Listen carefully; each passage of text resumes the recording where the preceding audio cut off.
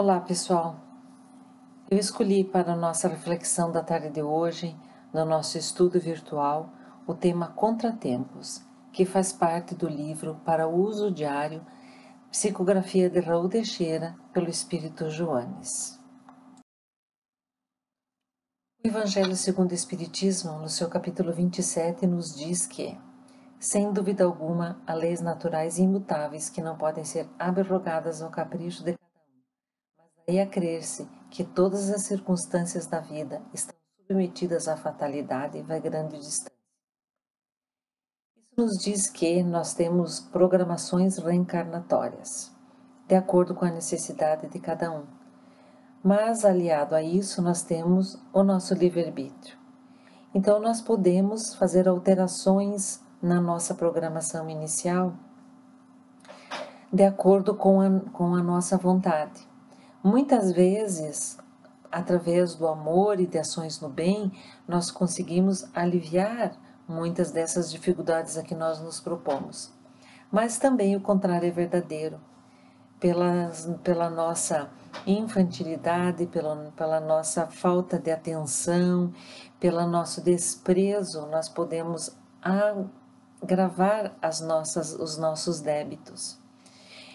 Então, pensar que tudo está submetido à fatalidade não é verdade.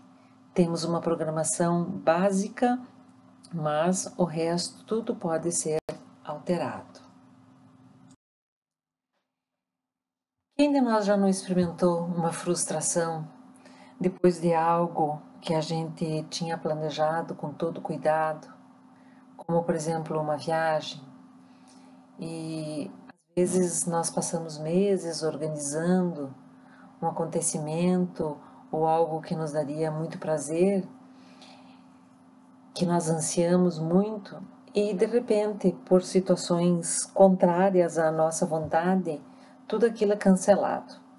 Então é uma intempérie que nos impede de viajar, é um cancelamento de uma atividade que a gente participaria, é o impedimento de podermos fazer um lazer que a gente estava planejando, enfim, muitas coisas que de repente nos é impedido de participar, e aí nós ficamos extremamente frustrados, com raiva, com mágoa, uma sensação de perdedores, e nos colocamos muitas vezes numa situação íntima tão desagradável que achamos que somos as vítimas dos azares, que isso só acontece conosco, que imagina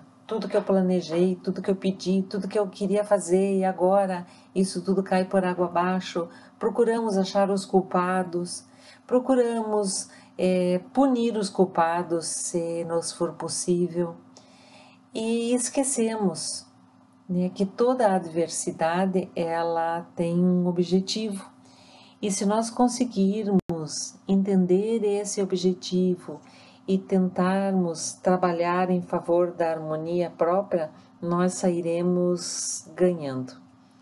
Então, às vezes aquilo que a gente queria tanto não foi possível, talvez precise ser adiado um pouco mais, e vai ser adiado um pouco mais e vai dar certo mais tarde. É só a gente ter paciência e saber esperar. E principalmente não perder o controle interno e não nos encharcarmos de raiva, que isso traz um grande prejuízo para a nossa existência.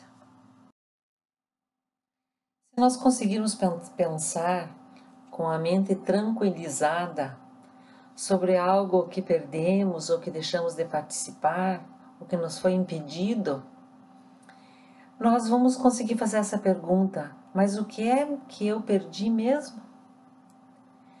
Então, muitas vezes nós colocamos expectativas em cima de alguns acontecimentos e com a mente tranquilizada nós vamos conseguir ver que nós não tivemos uma perda tão grande assim.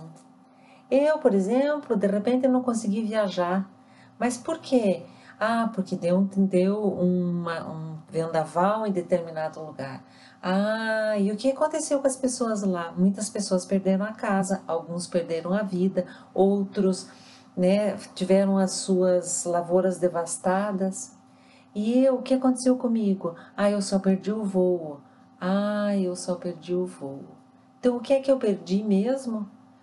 Então, se a gente consegue se harmonizar, a gente consegue raciocinar sobre o que realmente é a perda.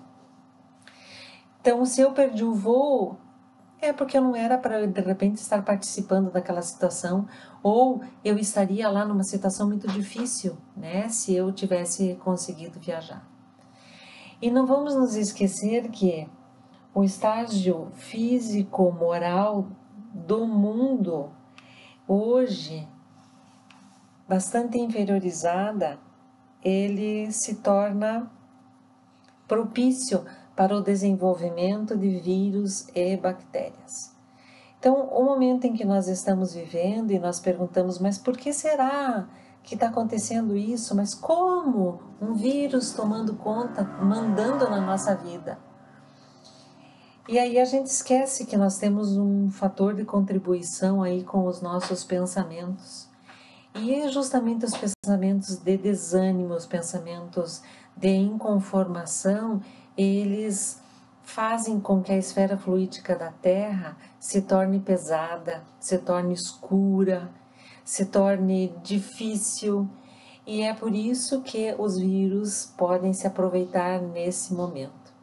Então, a ideia sempre é manter a ideia positiva e sabermos que vamos, né, enfrentar as dificuldades que nos forem colocadas e que vamos conseguir dar a volta por cima mesmo e fazer sempre a pergunta, mas afinal, o que é que eu perdi mesmo?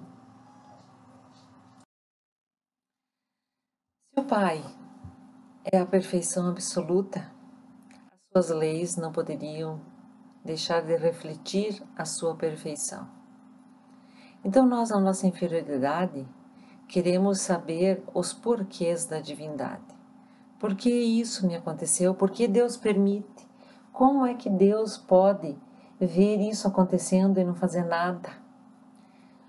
E na nossa inferioridade, nos nossos sentimentos, ainda tão mundanos, nós nos esquecemos de que quem está no comando é o Pai.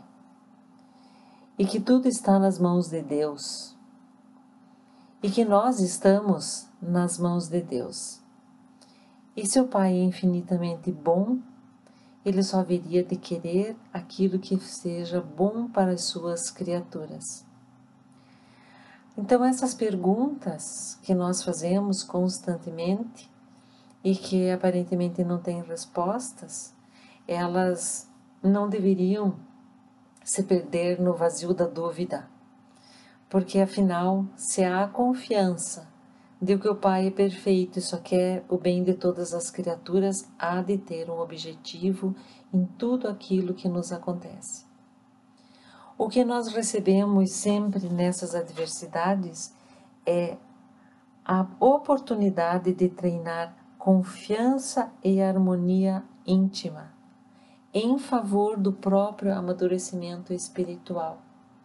Então as adversidades, elas têm esse objetivo: nos ensinar a sermos confiantes na bondade divina, a termos a certeza de que vamos superar todas as dificuldades e principalmente que estamos amparados em qualquer situação.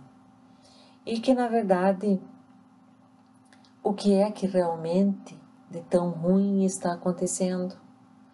Diríamos, uma pandemia, existem muitas pessoas desencarnando, mas nós já paramos para pensar o que significa realmente a desencarnação para esses espíritos? Nós estamos aqui de passagem e o nosso fim é deixarmos essa terra quando a nossa tarefa aqui estiver cumprida. Então, nada mais é do que essa epidemia que nós estamos passando, instrumento divino para levar para casa alguns dos seus filhos que, cumprindo com a sua missão na terra, revoltam à pátria espiritual, que é o nosso verdadeiro lugar. E para finalizar o nosso estudo, eu compartilhei uma figura que eu recebi nas mídias sociais e que achei muito oportuno, quando pergunta como é que eu quero ser e estar durante a pandemia. Então, na primeira fase, que é a fase do medo, é aquela onde todos saem comprar coisas que não precisam, faz estoques de coisas que não vão precisar, ficam irritadas e vivem numa situação de angústia e de dificuldade íntima, porque realmente não tem controle em suas mãos sobre o que poderia acontecer. A segunda fase, que é a zona do aprendizado, é quando eu começo a ter um pouco de raciocínio sobre o que está acontecendo e começo a me conter sobre essas atitudes impensadas de sair comprando tudo que está pela frente e paro de consumir o que me causa dano, desde alimentos até notícias. E é quando a gente consegue fazer uma seleção do que é que realmente a gente vai ler. Porque muitas pessoas nessa fase do pânico, elas vão transferindo informações, muitas vezes sem nem checar se elas são verdadeiras ou não, e transferindo a situação de angústia em que elas se encontram com outras pessoas e fazendo com que outras pessoas também, ao ler e acreditar em determinadas notícias, se sintam também numa situação desconfortável. Então é importante que nessa fase onde a gente começa a raciocinar, a gente faça um corte nessas notícias, já que as pessoas que estão na fase do pânico não tiveram essa coragem de não passar para frente. Mas nós podemos não só não passar para frente, como também não lermos. E se lermos, não nos compactarmos com aquela situação. Não estarmos ligados naquelas informações desastrosas e conseguirmos nos manter calmos e equilibrados. E a terceira fase, que eu acredito que a gente vai conseguir logo logo, e é para onde a gente tem que trabalhar para chegar, é aquela em que eu encontro um propósito, ou seja, eu entendo que Deus está no comando e que existe um objetivo por trás disso tudo. Eu começo a pensar nos outros e deixo de pensar um pouco em mim. Então a minha dificuldade aqui é grande, mas há pessoas com muito maiores dificuldades e será que eu posso ajudá-las? E passo a agradecer tudo aquilo que eu recebi, tudo aquilo que eu conquistei, tudo aquilo que Deus permitiu que nesse momento eu tivesse. A família reunida, a saúde, a facilidade de me locomover, estarmos confortáveis na nossa casa com tudo que nós precisamos, e nós só temos a agradecer. Agradecer àqueles que estão empenhados, e há muitos empenhados, encarnados e desencarnados, para lidar com essa situação, para nos tirar dessa situação e viver o presente. Não há necessidade de vivermos acontecimentos que talvez não aconteçam. Então hoje eu estou bem, eu agradeço a Deus por tudo aquilo que eu tenho recebido, agradeço a Deus pela proteção, agradeço aos meus guias espirituais que nos acompanham sempre e que estão sempre prestes a nos dar bons conselhos e nos incentivar no enfrentamento das crises. E sigamos em frente, com muita fé e confiança no Pai. porque nem tudo é fatalidade na nossa vida. A única fatalidade na nossa vida é progredirmos. E todas as dificuldades e os contratempos, eles têm esse objetivo, o nosso progresso, o nosso desenvolvimento moral. Muito obrigada a todos, que Deus nos ilumine.